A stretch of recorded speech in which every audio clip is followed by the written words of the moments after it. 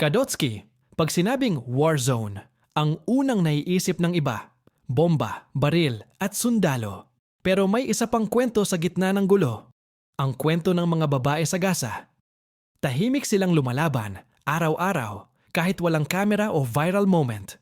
Ito ang kwento ng tapang, sakripisyo at malasakit. Alam mo ba, Kadotsky, mahigit 700,000 kababaihan sa Gaza ang walang access sa basic needs? Walang pad, walang tubig, walang privacy. Yung normal lang sana. Ang pagreregla, naging nakakahiya, masakit at delikado pa. Yung iba, tela lang ang gamit, habang ang CR nila ay tent sa disyerto. Parang misis sa barangay, pero times 100 ang hirap. May bomba pa. Isipin mo naman yung buntis. Maraming nanganak sa lapag, sa tent, o kahit walang doktor. May mga nagsasaryan na walang anesthesia dahil kulang ang gamit sa ospital. Marami ring sanggol ang premature, walang incubator, walang gatas, tapos iyakan na lang habang hawak ang sariling anak. Kadotsky, kung sa atin reklamo lang sa pila ng PhilHealth, doon nang tanong, mabubuhay ba ang anak mo bukas? Pero eto ang pinaka-inspiring.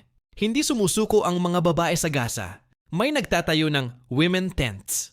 Ligtas na lugar para makapaghugas at makapagpahinga. May mga volunteer nanay na nag-aalaga sa ibang buntis kahit sila mismo gutom. At mga dalagang patuloy pa ring nagbabasa ng libro kahit kandila lang ang ilaw. Kung yung iba ayaw mag-aral kahit full specs ang cellphone, eto sila, may giyera na, may pangarap pa. Kadotsky, minsan tayo puro reklamo sa init, sa pila, sa signal. Pero pag nakita mo ang kwento nila, mapapaisip ka. Kung sila nga lumalaban araw-araw, ikaw, minsan, hindi mo kailangan ng milyon. Ang kailangan mo lang, malasakit. Kaya kung napahanga ka sa kwento ng mga babae sa Gaza, I like mo na to, i-share mo. At mag-comment ng saloobin mo. At syempre, mag-subscribe ka na sa Dotsky TV.